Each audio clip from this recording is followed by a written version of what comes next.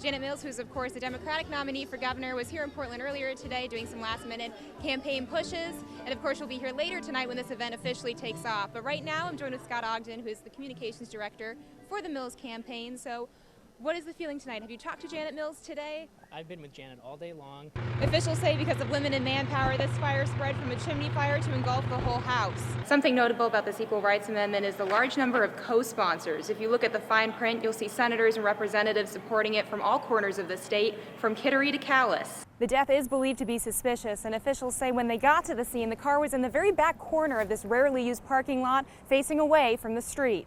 So parts of the border are more isolated than others. I'm standing in Baileyville right now, but behind me across the railroad tracks is Canada. I'm told there's a train that comes through here 2 or 3 times a day. Thank you. Thanks, JR. I made it. So everyone keeps asking me what it's like rappelling down this 100-foot building, and I can say it actually wasn't quite as bad as I thought it was going to be. We're here at the Collins Center in Orono, where we've got the wheel, and we've got the hosts, Marty and Mallory, for tomorrow's auditions, who are very excited. So guys, first off, lead me through what we have here on stage. What can people expect if they come here tomorrow to audition? All right, that's all we've got. So if you want to do this tomorrow, you know where to be. Back to you.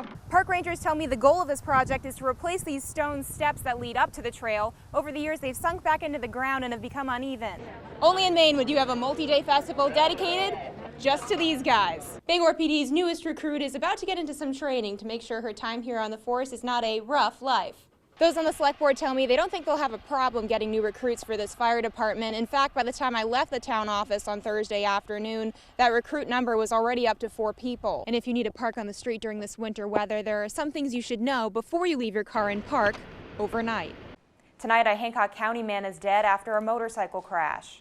With so much attention directed toward the southern border of the United States, we take a look at issues along the Canadian border. Tonight after the game, the latest on the Castle Hill double homicide investigation. We are here gathering on the Ides of March, the day that Brutus betrayed Julius Caesar. Those opposed to the CMP power line rallied Friday at the State House, saying they feel betrayed by some government leaders. The opponents take issue with a planned 53-mile hydroelectric power line that would carry energy from Quebec to Massachusetts by building through the woods of western Maine. A bill in the legislature could delay that process by requiring a greenhouse gas emission study from the DEP. I'm really skeptical that this project has any benefits to Maine people. We need to know whether the greenhouse gas impacts are real. But project representatives testified they've already done greenhouse gas studies. They also say the power line would bring more than 3 million metric tons of carbon reduction, the equivalent of taking more than 700,000 cars off the road. Our major concern is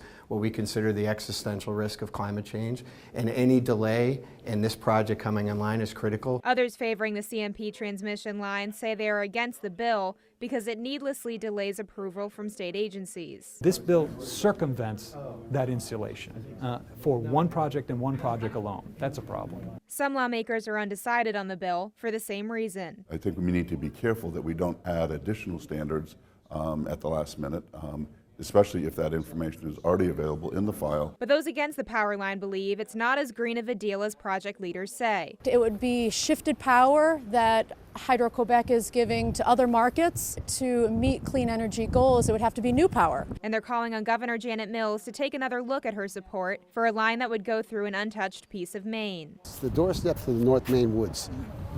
You take a wrecking ball of that, and that's going to be your legacy. The people behind me who support the bill hope it will continue to delay the project. If the bill were to move forward, the DEP would have to submit their findings by June of this year. Reporting in Augusta, I'm Kelly Mitchell for ABC 7 and Fox 22. The United States' southern border with Mexico has captured the nation's attention and many of its resources. While the spotlight may not always shine on our boundary with Canada, the work done in this part of the country is crucial for national safety. Here's a look at how Border Patrol agents keep watch over the rugged terrain of the edge of Maine's Washington County. With undeveloped woodlands and choppy seas, patrolling Maine's border with New Brunswick is no easy task. Maine's a very big, beautiful state with all sorts of rural, wooded area. Officials say Maine is unique in that its border patrol sector covers all of the state. Not including the coastal part, the land border with Canada is nearly 300 miles. At the border of Calais and St. Stephen, New Brunswick, you'll find Customs and Border Protection officers at the physical checkpoints, while Border Patrol agents are on the ground stopping illegal activity. On the southwest border, they have a very high volume of apprehensions down there. We don't see that up here. Still, here in Maine, the number of people caught entering the country illegally is rising. According to numbers from Customs and Border Protection, there were 52 apprehensions in fiscal year 2018. That's up from 30 in 2017 and 25 in fiscal year of 2016. And with rising numbers, agents keep in mind the terrain they're dealing with. It's just rugged and remote, and kind of a lot of parts of it are difficult to access, so we need special vehicles and tools. Much of Washington County's border is made of water, either the ocean or a river. Aside from the usual points of entry, officials say there are 3 train crossings in the greater Calais area that don't have an official checkpoint. So parts of the border are more isolated than others. I'm standing in Baileyville right now, but behind me across the railroad tracks is Canada. I'm told there's a train that comes through here 2 or 3 times a day.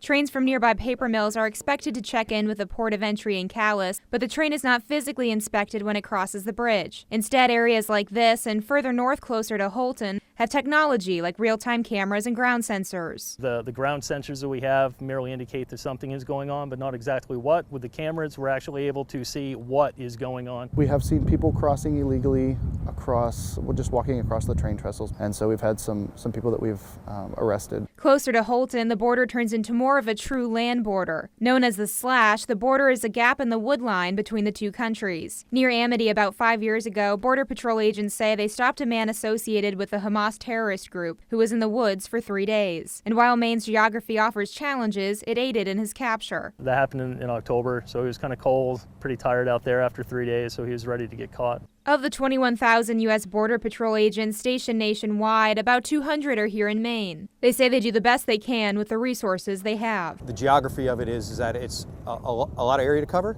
and not as many resources as we could use. The agents I spoke with started their Border Patrol careers at the southern border and say Maine's environment presents some special challenges. In part 2, we'll take a closer look at the water border that separates Washington County and Canada by going on patrol with Marine agents off Eastport. Back to you. Only in Maine would you have a multi-day festival dedicated just to these guys. You won't leave here hungry, that's for sure. People from all over the country turned out for the 72nd Maine Lobster Festival in Rockland. We came up from South Carolina. We decided Sunday, when we heard about this, we were going, so in the car we went. We were here last year and couldn't miss it again this year. We already ate our lobster roll. Along with the, you guessed it, seafood vendors, there's carnival rides, artists, and cooking competitions.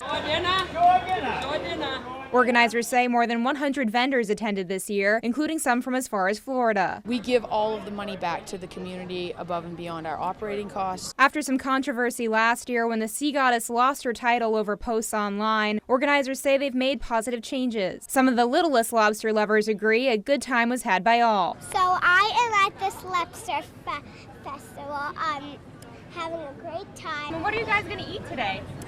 Fish and chips. For those not looking for whitefish, we're told the festival serves between 15 and 20,000 pounds of lobster. I got to meet one of them while setting up a camera shot.